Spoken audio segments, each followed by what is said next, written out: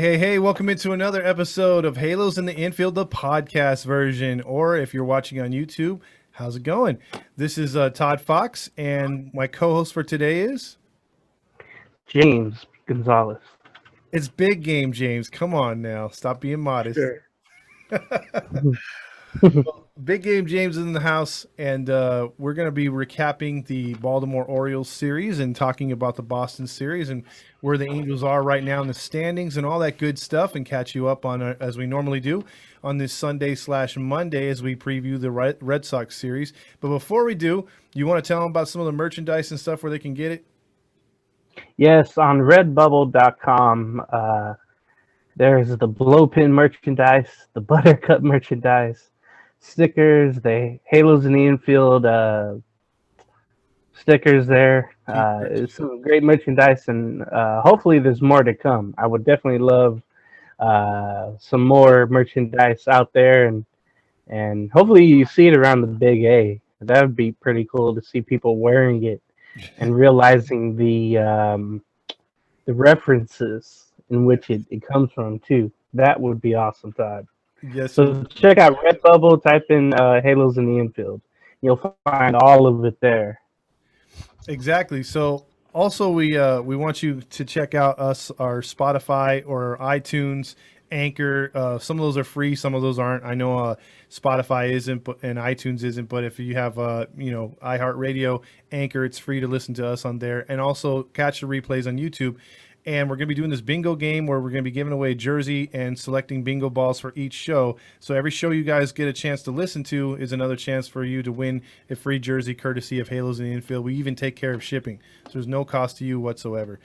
So with all the business out of the way, and James's pregame show, which he usually does on the page on Instagram, Facebook, and Twitter, let's get started. Let's start talking about what happened on Friday. The Angels picking up a come-from-behind victory against the Baltimore Orioles. Have any thoughts on that one before we dig into it?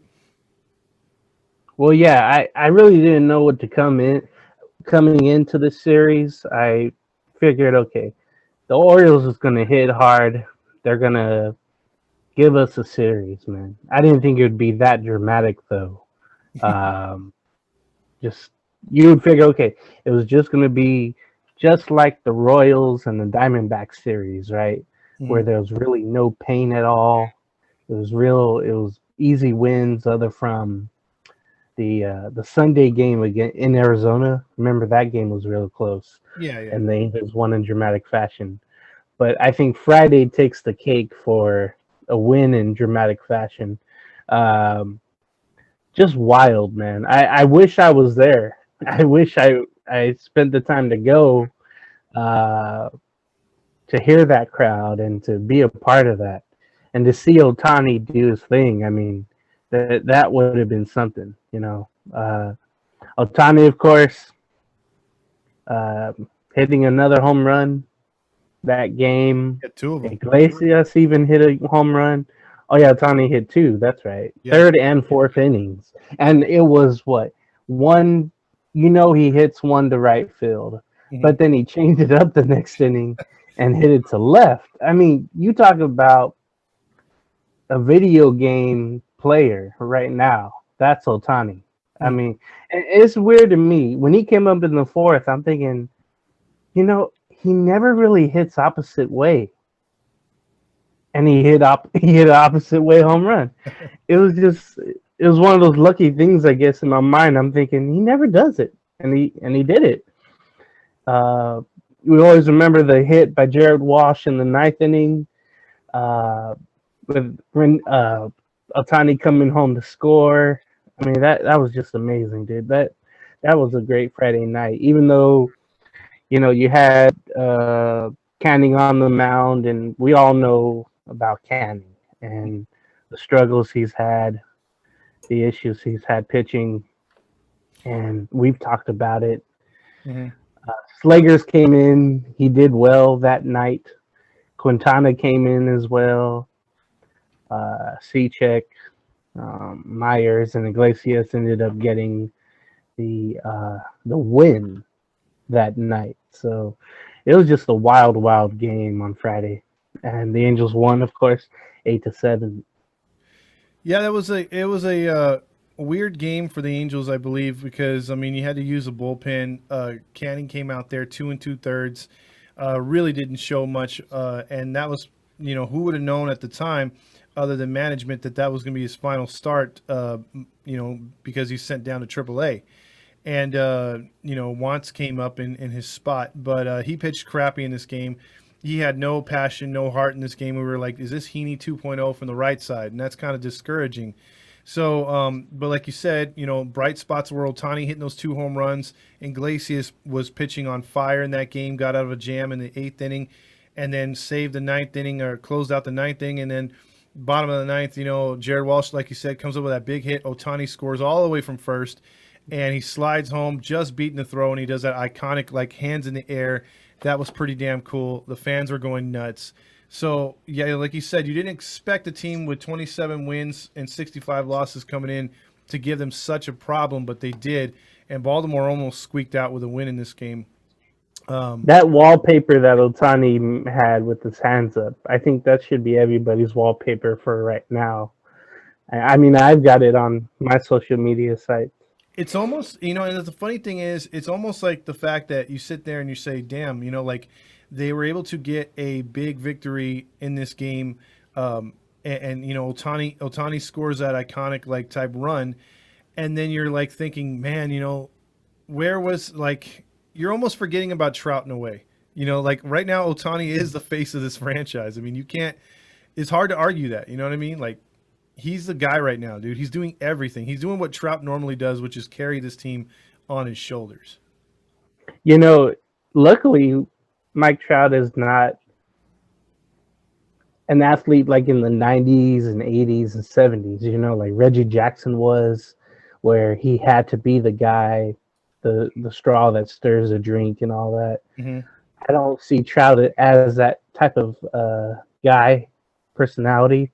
Mm-hmm. So I hope he doesn't feel any, pushed aside feelings or anything like that. But at least he's in the dugout. At least he's there.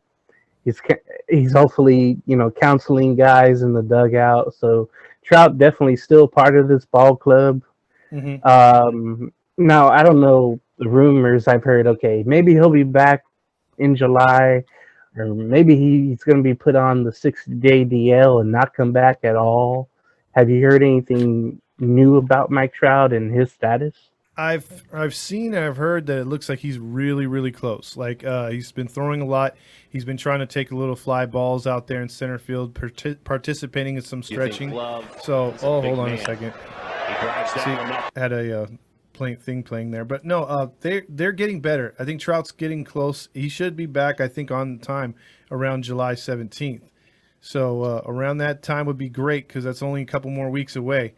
So that takes us into Saturday's game, which Saturday's game epitomized what the Angels should be doing to the Orioles, and that was Alex Cobb giving us 7 2/3, which is the highest any Angel pitcher's given us all year.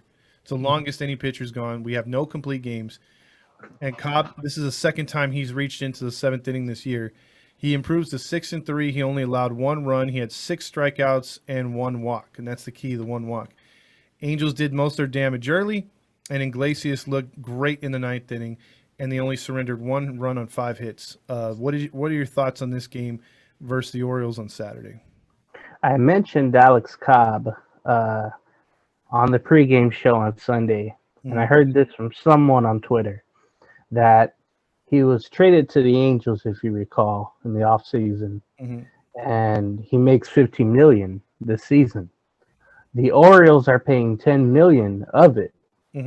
So the guy mentioned on Twitter that the Orioles are paying $10 million to get beat by Cobb, the guy who they traded.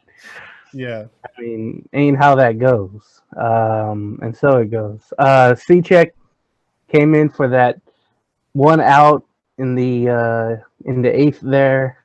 I thought he was going to blow it. Yeah. Iglesias got the save, 16th of the year. Yeah, like you said, a total, it felt like just enough gain to getting Lagares a double, Walsh a double, Gosselin had a couple RBIs. Lagares and Walsh had one. Which they're starting to really get hot, those two players, Gosselin and Lagares. Yeah, man. If it takes a total team effort, you'll get wins like this. Mm-hmm. That's what I love to see. You don't expect it. The Angels went to 41-41 on Saturday and 500, and you're saying, well, they've been here before. Can they get over 500 on Sunday? Mm-hmm. So July 4th came. Everybody having fun.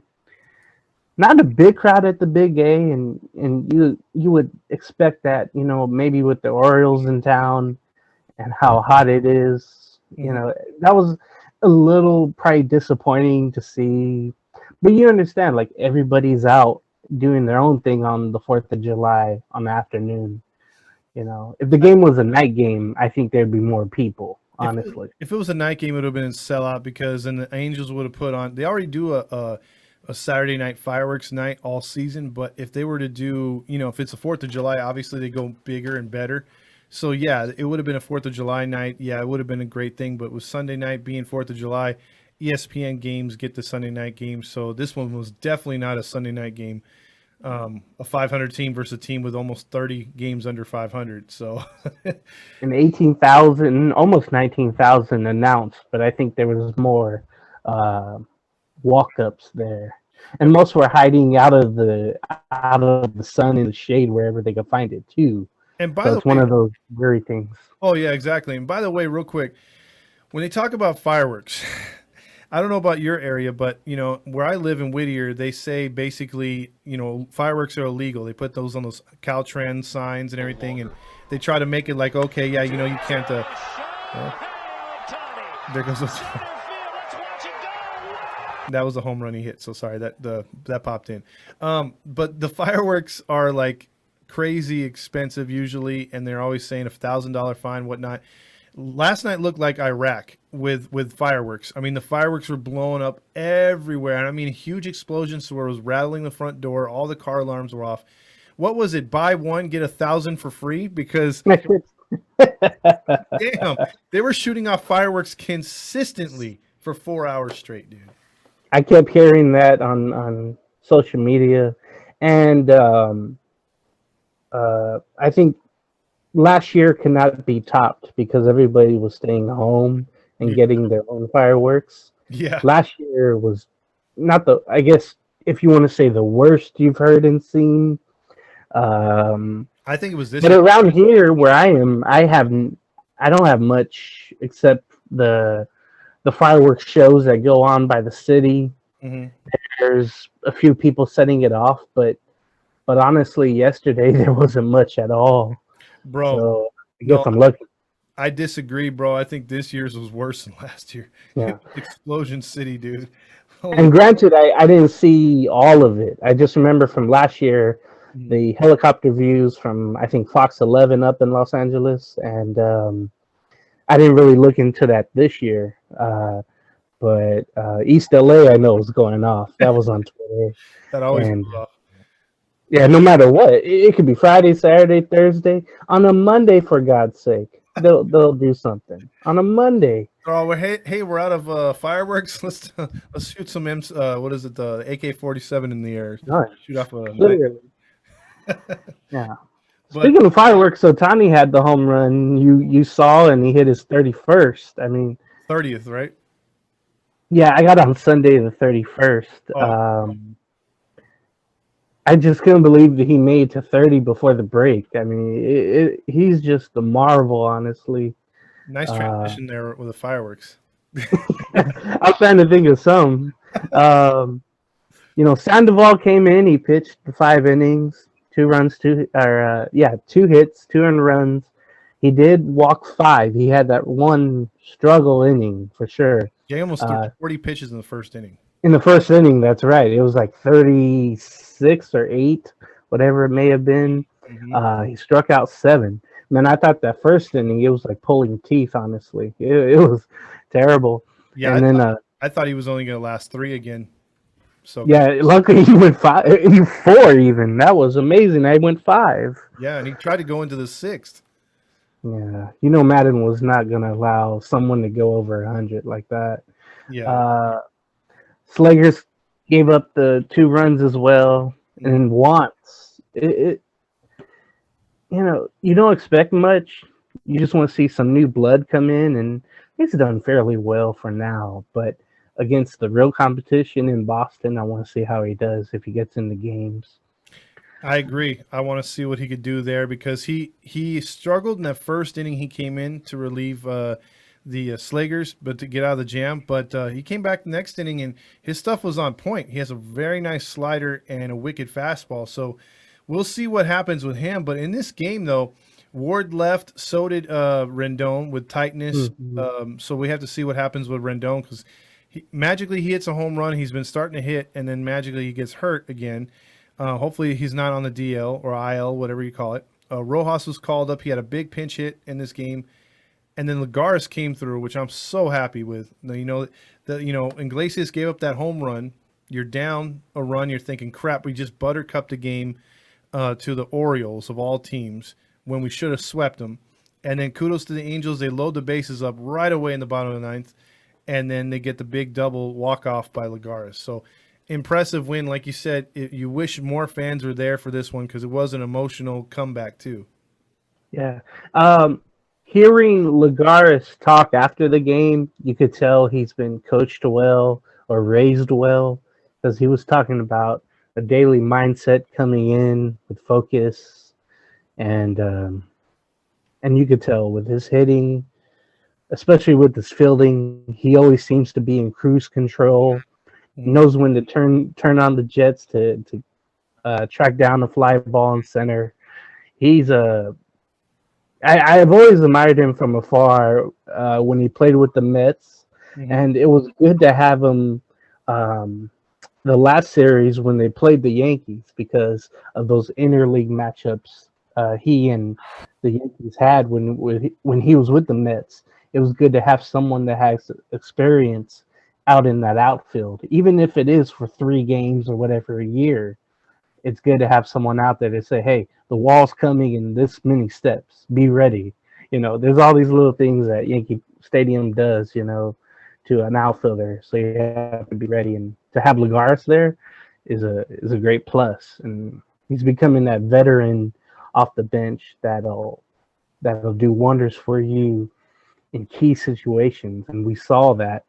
And it's great to see Rojas back. Mm-hmm. He can platoon everywhere, um, especially with the news of Justin Upton not being ready. We thought, oh, maybe on Sunday he would be ready to come up and be in the lineup. The lineup took forever to come out. It was like 12:15. I'm like, what is going on, Joe? Mm-hmm. Bring out the lineup already. And I'm thinking, oh, maybe they're seeing if Justin Upton can play, and obviously he couldn't. I didn't even see him in the dugout, to be honest. With Rendon, it becomes a theme again where these little things, these little tightness, these little strains, and then they become 10-day DL stints or IL stints, whatever you like to call it. It becomes just an ordinary thing. And it always comes after a home run, it seems like. He puts so much into a home run that barely got out, too. It landed in the front row, and a gentleman caught it out and left. Um, but it always seems to be a theme with Randon where I don't want to say fragile, but if you drop the box, something's gonna break inside. And it's unfortunate, man. Yeah, it's And all that money for him, it's like, oh no, he's hurt again. Damn. yeah, because I brought this up in the post game. If this dude is hitting what he normally hits right now, maybe let's just say he has 17 home runs, he's batting 285, and he's got about 46 to 55 RBIs, something like that, right? You would have Ohtani with the numbers he's got, which is higher than that. Obviously, he's got 31 homers, almost 70 RBIs. You got Walsh who's now an All Star, so he made the All Star game. He's got 20 home runs, like 61, 62 RBIs. You have those three guys plus Upton starting to hit, and then you get Trout back. Holy crap, that's a dangerous ass lineup.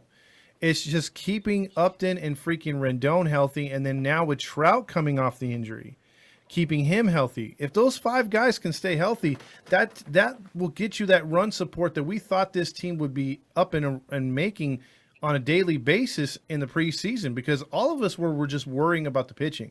We didn't worry about the hitting. But the hitting has taken way more hits, and we've had to, no pun intended, but we had to mix and match lineups and have, guys that were utility at best guys starting for us because, we didn't have no one to fill the spots. And the only one that's been super healthy this year is Ohtani and freaking Walsh. So other than that, and other guys haven't come through, but we now seeing that, David Fletcher's got his average up to 285 from like 210, 220. He's got an 18-game hitting streak. He's now solidified that leadoff spot again. Look at all that Parmesan cheese on that papadilla. I gotta pop that out of there. Yeah, Fletcher's balling right now, man. When he was in that slump, everybody's like, "Oh my God, he's not doing anything," and then boom, he's come up clutch these last 18 games, honestly.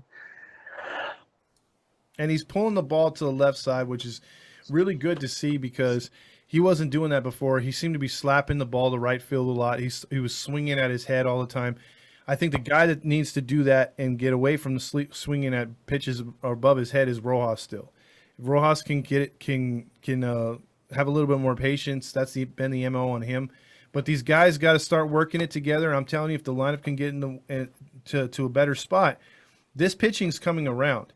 And we'll have to see what they do now that they sent Canning down. Suarez moved in front for Quintana's spot. I don't know who's going to take Canning's spot. Detmers is pushing for this to come up at some point this season. And, what we're going to do with Chris Rodriguez, is Want's going to stay up here. And there's just a lot of questions going forward. But despite all those questions, for the most part, what is your grade on the pitching right now? As of right now, not talking about a collective season, because in the first couple months, especially when they were struggling, me and you were pretty down on them. But what do you say recently? What's your grade on the Angels bullpen / starting pitching? I think the bullpen has definitely carried itself better as of late. Mm-hmm. Cobb has been probably, and with Ohtani, has been the two bright spots in the for the starters, I should say.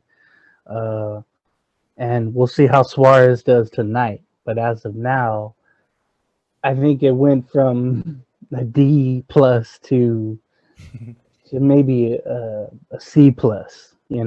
There's still Canning, there's still Heaney, there's still those issues going on, and then Slager's. Yeah, it's hit and miss with him and Myers, but Iglesias, and you mentioned it before, Todd, on your post-game show.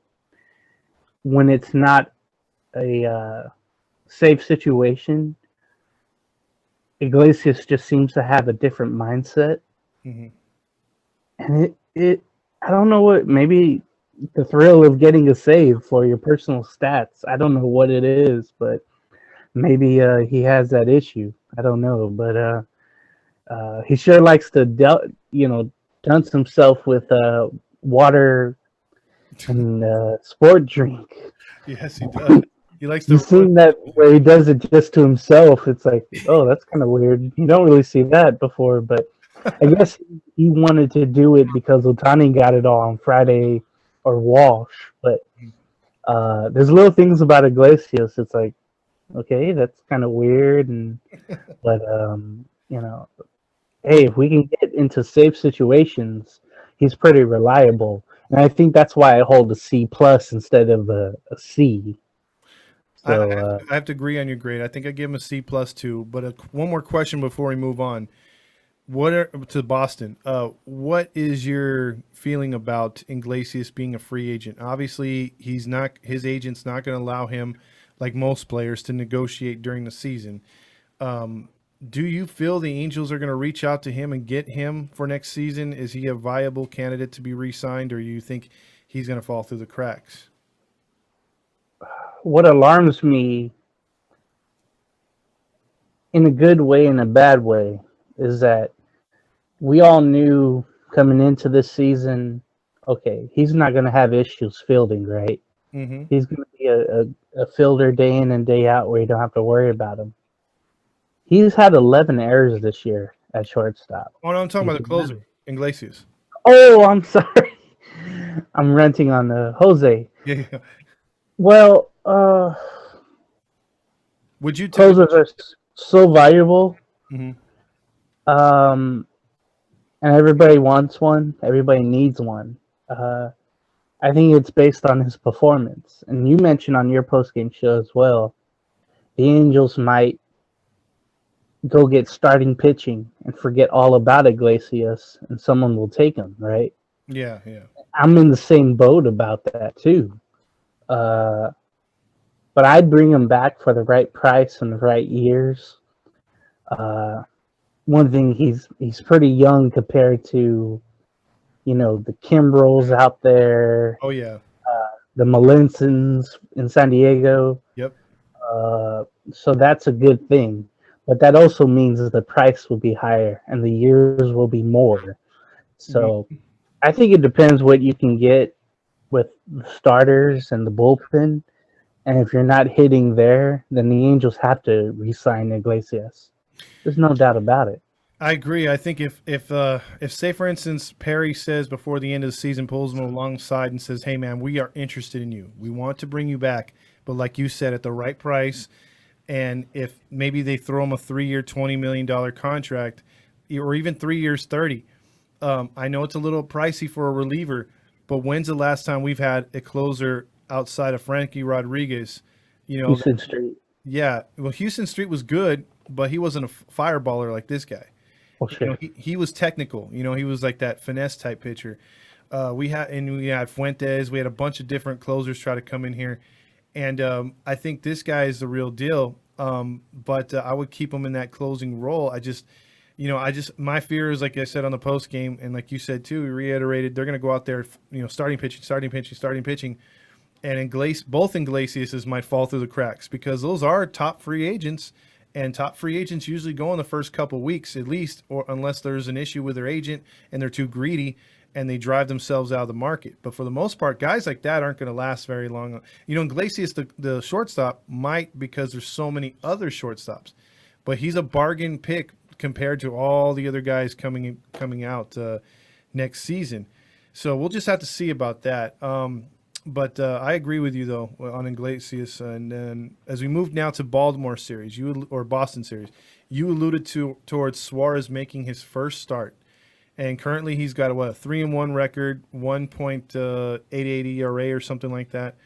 What are your thoughts, him not starting against Baltimore as his first start and then going up against seemingly a red-hot Boston team?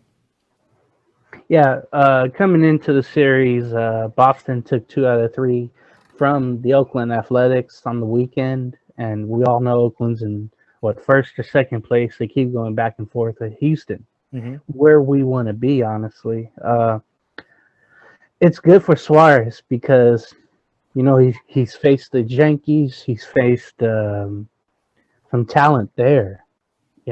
Houston.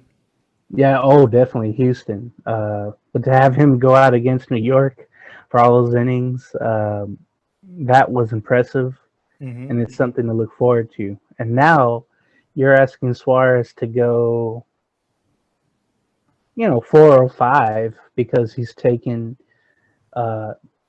he's being a starter. So you have to, as long as he locates well, he gets people on the high fastball. I would love to see that. He struck out 26 all this time. I love for him to get some ground balls going, and this will be a definite major league experience for him. The hot Red Sox, as you know, they've had 5 All-Stars selected. That's the most by any ball club. The 3 hitters, Bogarts, Devers, and J.D. Martinez, who's having a renaissance of a year as their designated hitter. Those are 3 batters you cannot, mess around with. You got to go right after them.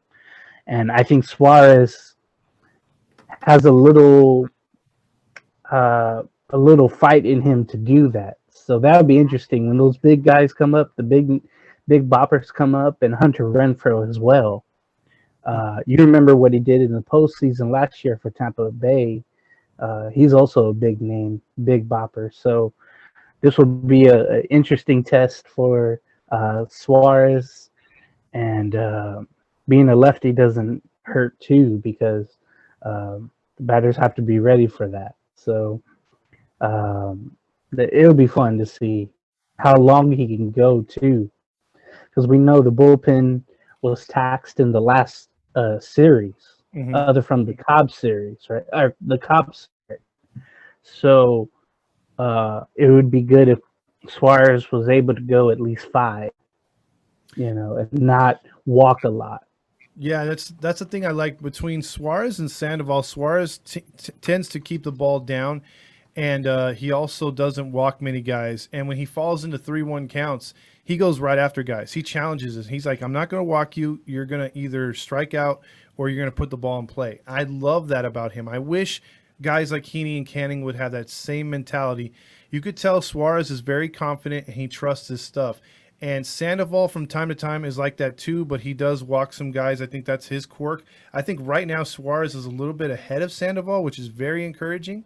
But I heard Madden says he wants to give him 80 to 85 pitches in this game. So that could extend him to the 6th, but he's got to manage his pitches and do a good job at not walking guys, which he has so far. But if he doesn't let this start get too big and he can get through the first couple innings, I'm pretty sure after the second inning, Suarez is going to settle in and you're going to see another nice performance, because it would be huge out the gate to get a big victory against Boston here tonight.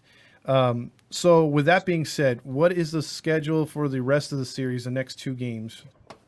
By the way, tonight's game will be on nationally on ESPN, and fitting that it's Shohei's birthday today. Okay. He turns 27. So July 5th today, 6:30 start. Tomorrow the 6th, 6:30 start, and then Wednesday, July 7th is a 1:00 start, and then the Angels have Thursday off. So there's an afternoon game put in there. So I wonder, hopefully people come out. The Boston fans are going to be there after a year away. Oh yeah. They're gonna be in full force for this series, unfortunately. Yeah. When they're in first place, they all come out. Yeah. They're not as bad as Yankee fans, but no, they put on their Boston accent though. They're from Huntington Beach, but they'll come out there and be like, "Yo, Tommy boy." Like, no, shut up. You don't talk like that. Boston. Yeah, Boston. Let's have some chowder. I still love Tom Brady, bro. By the way, so these 2 games with Ohtani coming up, we all know what Trout usually does on his birthday. We hope Ohtani can do something like that on his birthday today. Real quick, Randy from the page said that he thinks that Ohtani can finish with 60 this year, because if he gets to 37 by the All-Star break, he will be on pace for over 60. What are your thoughts? Do you think he can hit 60?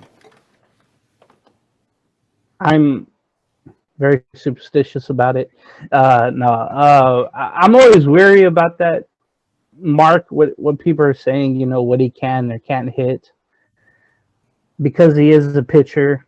I think either there will be more attention on him to pitch, so the hitting will kind of drop off.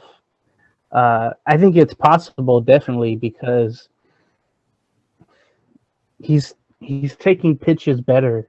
You notice he's not chasing the sliders outside of the zone away. He's really been better at the plate, despite what everybody says. So that's a very good sign if you want him to hit 60. Mm-hmm.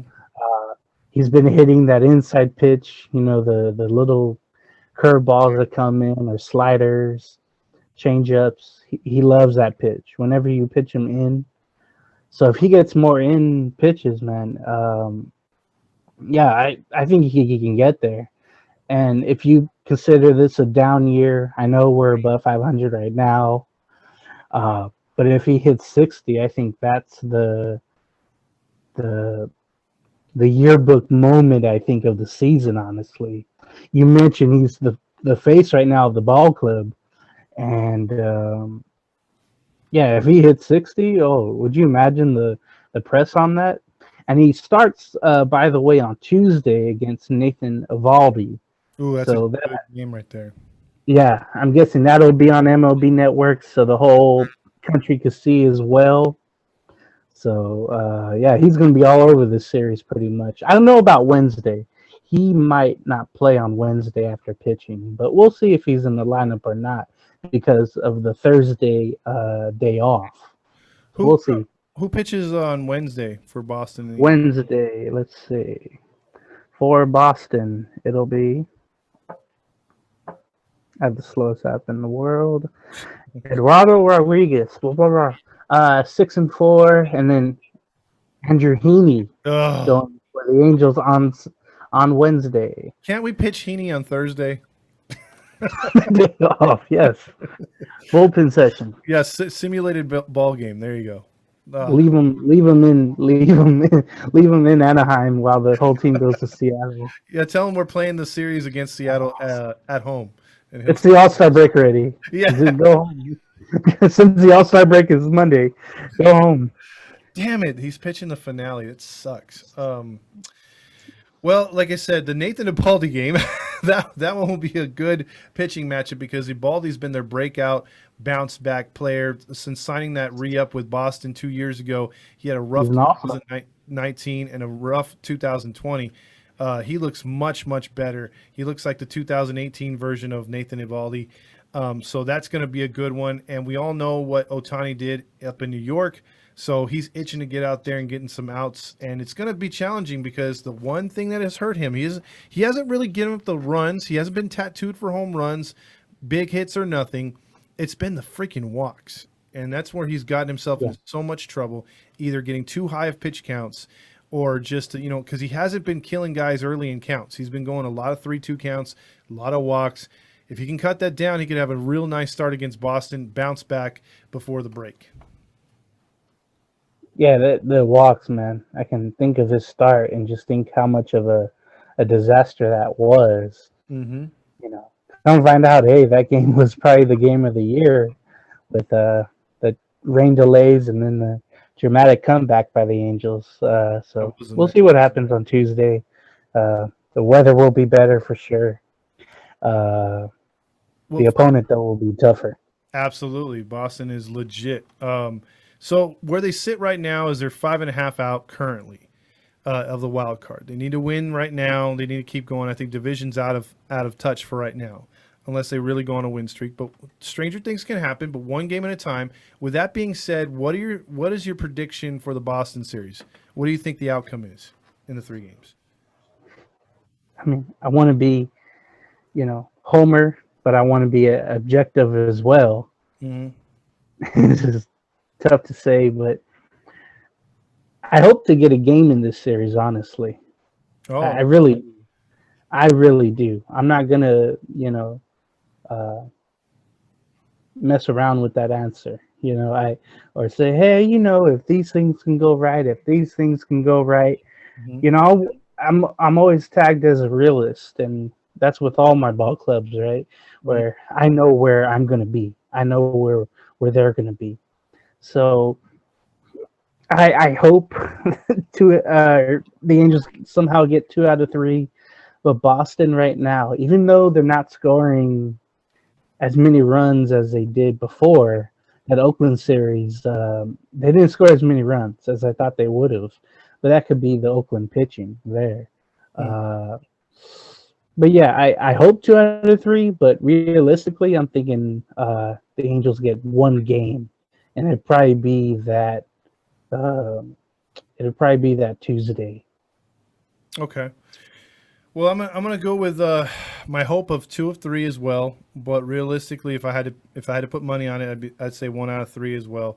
I think the way 2 out of 3 works is if I have a feeling somehow Eovaldi's going to shut him down against Ohtani, and I think they're going to win tonight for sure. But that game 3 is the wild card. If freaking Heaney can pitch 4 or 5, or somehow reel back in, because he's pitched 3 crappy starts in a row. If he can come back and pitch a 6 inning type game, a quality start, I think the Angels win that game, or maybe even they fall behind a little bit. They take him out, someone settles it down, and then the Angels come back and win. That's how I could see them winning that game. But for right now, if I had to put money on it, yeah, I'm with you. I say 1 out of 3. Heaney should treat this start as a money start, as a showcase for other teams. Yep. No, he's a free agent coming in. You know he's probably going to be a trade candidate after the All-Star break. He should go all out. He should. You know, he should be saying, "Hey, I got to do something to get out of here." If he wants to get out, but if he wants to make money on a free agent contract coming up, he better do well, because then, you know, teams will gain interest. Everybody's looking for a starter, and he's a lefty as well, so that helps as well for the money wise. But he should showcase himself on Wednesday and try to be dominant. And that's hard to say of Andrew Heaney, but yeah, I would hope the motivation is there to say, hey, I want to get more money on the contract coming up. So against Boston, I want to go all out and do well. So we'll see though. I don't know how Heaney's going to come out. That's the problem. I mean, he's an enigma. Really, you just don't know what you're going to get with him. He's always been like that, and that's been the frustrating thing about him. But so we'll see what happens there, and you know, we'll get into it from we'll do the recap later in the week, and you know, we'll tell you what happened also in the Seattle series, and then go from there.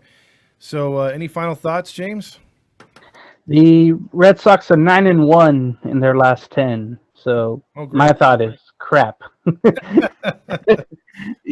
I just saw that right now. I'm like, yeah, they're coming in hot. I do want to give a shout out to everybody on the page here.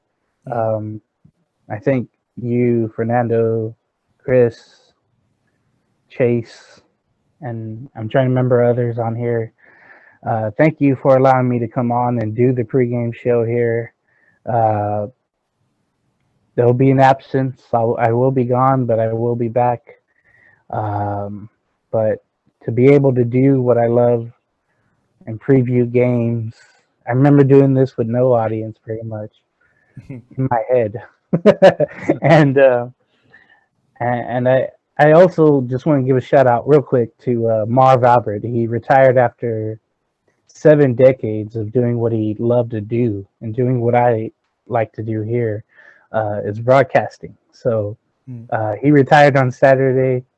You know, I had to watch that during the Angel game and hear his voice for the last time, at least live. You mentioned the fireworks on Saturday into Sunday.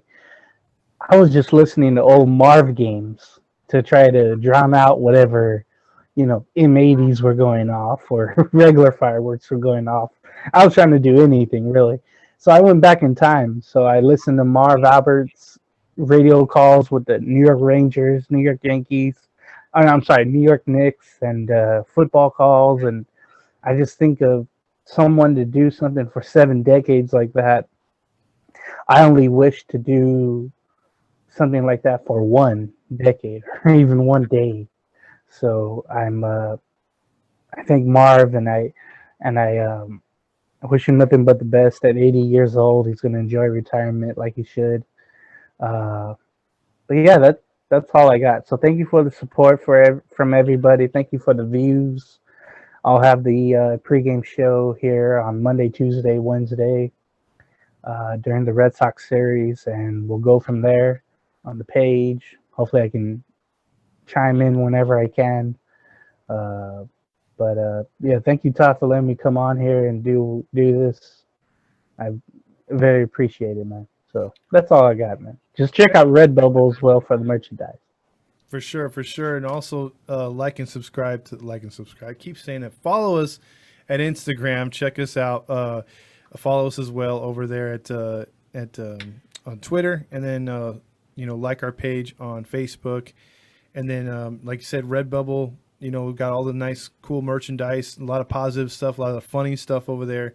And then also, you know, check in for the Trucker Hat Trivia and for all the giveaways that we're going to be doing with jerseys upcoming here in the month of July and August. So with that being said, for Todd Fox and James, we'll see you next week with a all new show, hopefully after some Angels W's. Peace. Mhm.